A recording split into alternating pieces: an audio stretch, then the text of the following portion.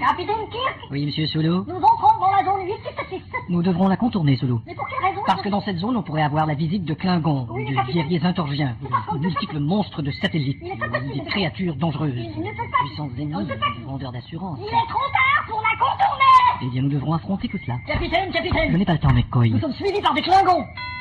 Et voilà le vendeur d'assurance. Monsieur Solo, Time. plein réacteur. Plein réacteur.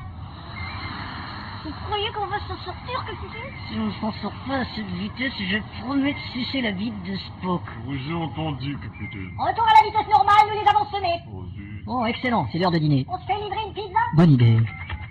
Pizza intergalactique, Ouais, une spéciale voie lactée extra large, ça vous va? avec les super météo frites, Non, pas de frites, merci. garniture extra. Vous avez des vrais légumes? Non, c'est artificiel. Vous n'avez pas d'artichaut? Non, c'est des artificiaux. Bon, ça va comme ça. Votre adresse, C'est le vaisseau de l'entreprise, on est au 14e méridien du AN 0876, on va à 4000 nœuds. l'entreprise. Vous allez la reconnaître, il y a un gros graffiti, c'est écrit Prout. Ah, il y a des petits malins. Vous le faites à dire. Alors ça court. Merci. Ouais, c'est pas trop tôt, j'ai une faim de loup. Pardon, qu'est-ce que vous avez dit? Ah oui, bien sûr, c'est à cause de votre casque, là, j'ai pas... Pardon, vous faites combien? Ça fait 14 000 $ US. Ah d'accord, Tony, gardez la monnaie. Merci, monsieur. Bon, vous avez les assiettes? Ouais, on a Tiens, on va se mettre les infos en mangeant. Voici les infos universelles présentées par Pizza Intergalactique, ici Pepperoni DA. C'est délicieux. D'abord, on a finalement retrouvé le slip de John Glenn en orbite de la planète Urtensia. On se souvient que Monsieur Glenn, lors de son voyage sur Discovery, avait confondu la porte du lave-linge et l'écoutille de sortie. Tu te rends compte? 1000 ans plus tard.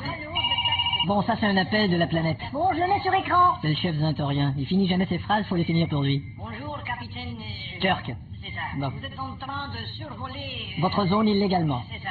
Pour cette fois, je fermerai les yeux et je. Ne verrez plus rien. C'est ça. Je passerai l'éponge, mais je. Prendrai soin de bien la tordre ensuite. Oui. Je veux bien être clément, même si. Même si mon prénom est Christian. C'est ça. Je me montrerai compréhensif.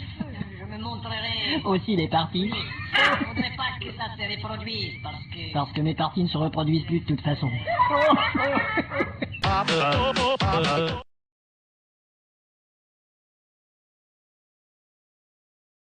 Capitaine Kirk, Capitaine Kirk. Oui, McCoy. J'ai une bonne blague. Je vous écoute. C'est le type qui se... Capitaine, vous savez où est Spock? Non, je ne l'ai pas vu, commandant. Ah bon? Continuez, McCoy. Eh ben, c'est tout. C'était ça votre blague? Ouais.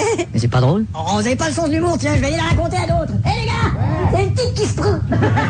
Vous savez, commandant, j'ai l'impression que Spock n'est pas heureux avec nous. Eh bien, qu'il s'en aille. C'est vrai qu'il s'en laille. Vous avez remarqué? On dirait qu'il est de plus en plus susceptible. Je me demande où il est. Qu'est-ce qu'elles ont, mes oreilles? Tiens, le voilà. Spock, venez par ici.